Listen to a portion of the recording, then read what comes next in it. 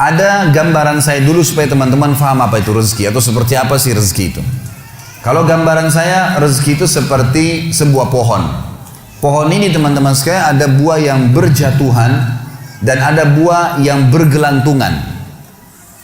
Buah yang berjatuhan dan bergelantungan, siapa saja boleh mengambilnya. Beriman atau kafir, semua bisa dapat.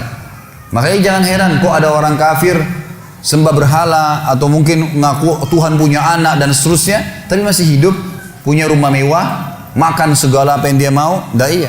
Karena rezeki itu Allah siapkan untuk semua makhluk, nggak terkecuali.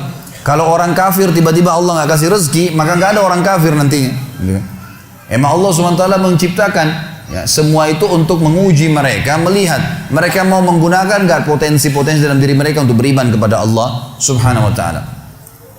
Buah yang berjatuhan teman-teman sekalian, semua orang berusaha tidak berusaha akan dapat itu. Seperti misal segelas air ini, saya nggak pernah minta sama teman-teman panitia untuk disiapin, tapi disiapin buat saya.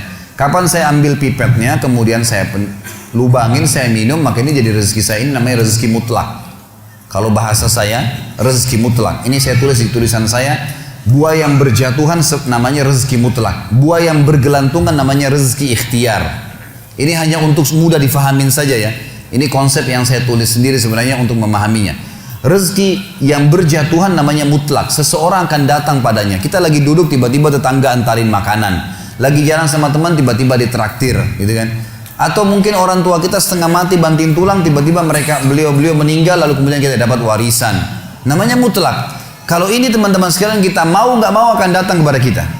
Dan ini masuk dalam makna hadis Nabi SAW yang berbunyi, tidak ada jiwa meninggal dunia kecuali akan dilengkapkan seluruh rezekinya. Ini maknanya. Karena ada hadis yang berbunyi begitu ya. Tidak ada jiwa yang meninggal dunia kecuali seluruh rezekinya akan diberikan kepadanya. Yang dimaksud adalah rezeki yang berjatuhan tadi.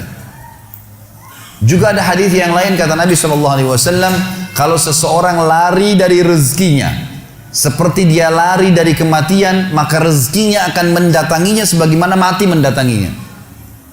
Ini namanya rezeki mutlak. Mau nggak mau datang kepada antum. Jadi kan, pasti datang nih. Ini kafir atau beriman. Tinggal yang kedua teman-teman, rezeki ikhtiar. Rezeki yang ada, buah tadi yang ada di atas pohon.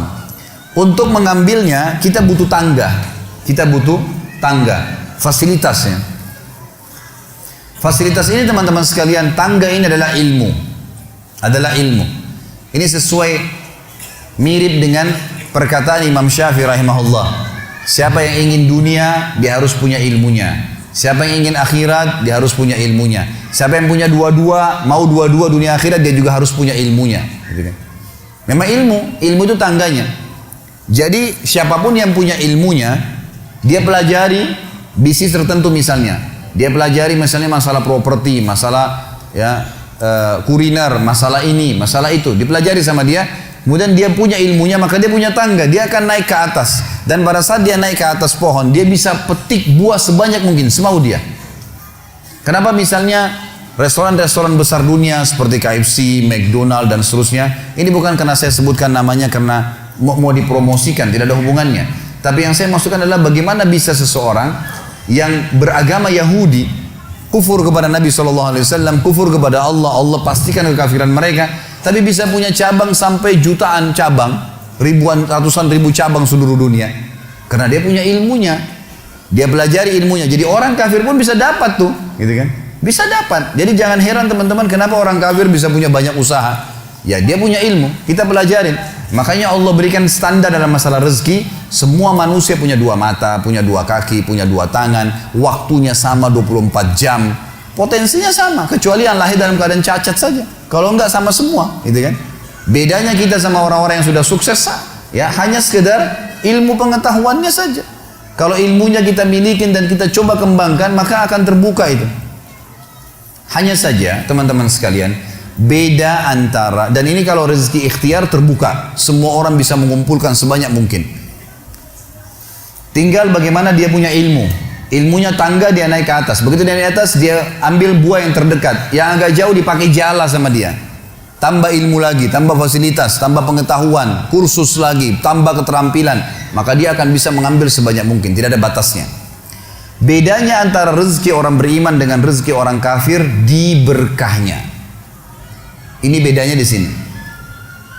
Karena orang yang beriman hanya disuruh oleh Allah mengambil rezeki yang baik saja.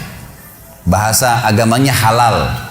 Halal itu maksudnya yang dibolehkan oleh Allah dan ikut dengan thayyib, berkualitas. Jadi yang berjatuhan pun datang kepada kita makanan, ternyata tetangga berikan kepada kita dari uang haram misalnya, dari hasil zina, kita berhak untuk menolaknya. Sudah datang kepada kita, kita berhak menolaknya. Karena kita tahu ini nggak baik. Allah Subhanahu wa taala hanya mau kita memetik buah-buah yang berkualitas. Yang rusak jangan diambil.